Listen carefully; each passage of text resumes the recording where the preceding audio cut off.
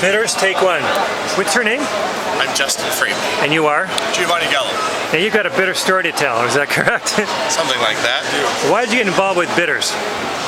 Well, or I should say, I started with design of a beverage alcohol distillery. I really wanted to make whiskey and gin.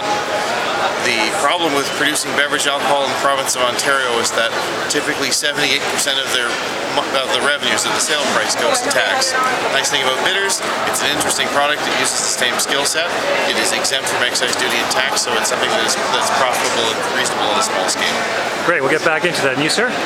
I'm product formulation operations with Ricoh & Sons. I create and design some of the ingredients that go into the bitters. I allow people to expand their palates when it comes to their cocktail, their culinary, and their baking up accesses. So expand my palate, because it's kind of new to me.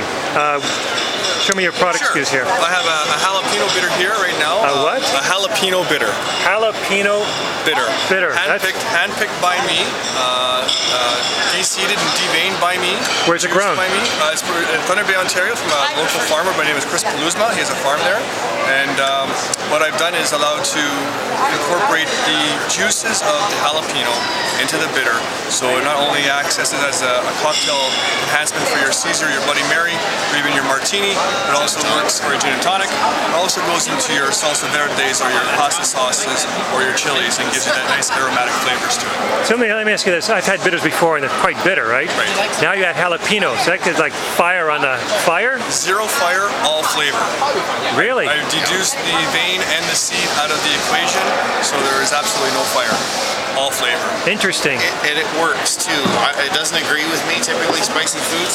That particular bitter, I find, has all of the floral elements of the jalapeno, but you don't end up with the heat. You expect that the heat would come, and it doesn't arrive. Wow, okay. Show me another one. You know what? I will talk about the coffee bitter. This was our first product. Coffee bitters. Coffee bitters. So this was done with a blackstrap molasses rum base. We actually distill the rum ourselves. We purchase molasses from MGP here in Toronto. We ferment it with water. We run it through a copper reflux still that we purchased it was made by a moonshiner in Western Kentucky. The product itself, of course, coffee is a bitter agent, or a bittering agent itself, in addition to having a fair bit of flavor. This is something you would use in an old-fashioned or a Manhattan, something where you can get a little bit of a smoky note. It's got a nice complexity to it. You certainly wouldn't want to drink an ounce of it at a time. There are some people who are familiar with perhaps a Campari or an Aperol, which would be a bitter that you would consume like a beverage. This is a seasoning. This is something that modifies and moves the needle on flavor of something in which you put it. This is another good one because you can use it as a substitute for vanilla extract when you're baking chocolate chip cookies. Lends the dough a little bit of an earthy flavor. It's a little bit like a ninja secret ingredient because you can taste it. It's there, but you don't really know where it comes from because you don't see it. Wow, interesting. Didn't know this. It's getting more exciting each time. What's this one? Each time. So we also have an apple cinnamon bitter. This is one of our apple cinnamon. I'm sure that must be popular. Cinnamon bitter, one of our newest products. It is the Swiss Army knife of bitters. Can you put that in like an apple pie or an apple, apple dessert? We have a local trade show person at Ruby's Bakeries. They are using it in their rhubarb and strawberry pies. They'll also be using it in their blueberry pies. And what kind of flavor do you get out of that? You'll get a wonderful floral of the apple and a nice little bite of the cinnamon. It's beautiful. It works very, very well together, and it's for cocktail purposes. It's wonderful in a Manhattan or in a Prosecco, or perhaps in a gin and tonic or vodka tonic. Do you find a lot of people are now using these in their baking and stuff like that? It wasn't very popular before, from what I understand. Now it's getting back. Well, think about it like this. Typically, a cocktail is supposed to have 4 main ingredients. Alcohol. Teach me, because I don't drink. Okay. Alcohol, water, so ice, sugar, and bitters. So if you have let's say you have a rum and Coke. So you've got the alcohol, the rum, the ice, the Coke, but there's something missing. There's that element. So the idea behind bitters is that by adding them, you're bringing, whether it's food or whether it's a drink, you're bringing it back into balance. or a better flavor profile to bring out the existing flavors? Well, and that's it too. New enhancement to a flavor. Funny that you should say, do you put apple bitters in apple pie? Well, I mean, you can certainly reduce some of the sweetness of the apple pie, but you're not really bringing anything else to the party when you're using an apple bitter, because you're adding apple flavor into something that's already apple. Not to say that it won't modify it, but often you look for something that's either complementary or contrasting to the item that you're putting it in. Okay. There's another bitter. This is a late season rum and rhubarb bitter. So this is actually quite sour in addition to being bitter. This is quite a sharp bite. It's a clean finish. It's a little bit boozy. It's 35% alcohol by volume. Most of these are between 35 and 50% alcohol by volume. This is the bitter that you would use in a gin and tonic. It is also used in a glaze. There's a bakery in Thunder Bay that uses it in the glaze for their donuts, but it actually imparts a little bit of an interesting, yeah, It is beautiful. it really is beautiful. It smells wonderful when you walk into the bakery too.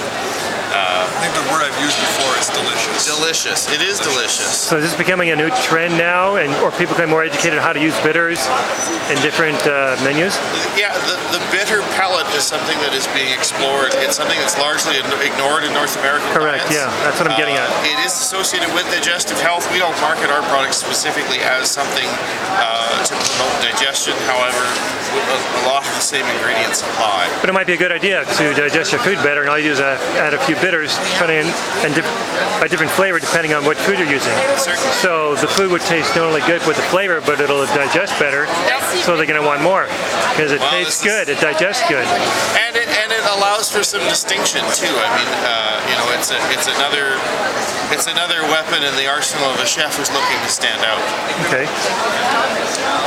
Yeah, that's how you talk about the Arugula bitter. Oh, the Arugula bitter is also produced by us. It's also harvested in Thunder Bay, the Arugula. It is a wonderful additive in terms of a gin martini. I would definitely make it in a dry vermouth martini. Wonderful in a Caesar, probably beautiful when I try it in a chili or even a salsa. I have used it in a vinaigrette, a fire cider vinaigrette, and it absolutely brings a whole new flavor to the party. Absolutely wonderful. So another one to consider. Plus, I think we're one of the only ones that have created an Arugula bitter. Typically, Arugula fills a space that's typically been filled by celery bitters. So this would be something that you would use in a Caesar or a Bloody Mary. We like the idea of having something that had a bit of an earthy green kind of crunch. Excuse me. But we wanted to make sure that we were a little bit distinctive. Maybe we can talk about how also we are distinctive. There are actually only 3 distillers of bitters in Ontario. I was just going to ask you how you differ from, if I can say use the word competition, that maybe already be out there. Well, that's funny that you say competition too, because even though we produce a rhubarb bitter, and there is another distiller in Ontario that produces a rhubarb bitter, they are completely different in character. How? Well, so the one I'm referring to is Dillon's in Beamsville. It's a wonderful bitter. I use it in my own cocktails, so it's Must be good. well, it is good. Theirs is made with a refuse grape distilled alcohol base, which lends a completely different character to the bitter. Even though the main flavoring is the same, the bittering agents are different, the alcohol base is different. It's one nice thing about the industry is that we appreciate each other's products for what they are and how they each contribute to their food and drink. I wouldn't. I'm quite happy to have others with us as well. 66 Gilead in Prince Edward County is also a distiller of bitters, and then there's us. There are some other producers of bitters. They make some very interesting ones. They purchase bulk ethanol, so it's not whereas we produce our own, like us and Dillon's and 66 Gilead produce our own alcohol base. Others will purchase neutral grain spirits and they will use that. Often you find yourself having to have more complex formulations of botanicals in the bitters because you don't have any flavor coming in from the flavor base. It's just something that's worked for us. Great. So do you have like recipe ideas on your website? We are. I wouldn't know how to work this. Yeah, we're in the process of adding to a food blog. Gio's doing a food and cocktail blog. We have a new Southern Ontario product specialist. Her name is Bobby Shahab, and she's going to be doing drinks. Great. And we have some sample cocktails. We're putting them on coasters, including them in our commercial orders with bars and wholesalers. So it's one of those discovery processes where, as you see how it works and how it modifies, eventually the domino effect happens. You end up with new ideas and new applications. Okay, great. Now, how new are you guys, this company? The stills first turned on May 3rd of this year. This is a 6-month-old company. Talk about fresh. Well, it wasn't the first time around the horn for me. I had a professional service business previously that I sold to a major accounting firm. I had the choice between pursuing a career in public accounting or cooking booze for a living. I think I made the right choice for everybody. As they say, they'll drink to that. More information, your website is? crepensons.com. Thank you.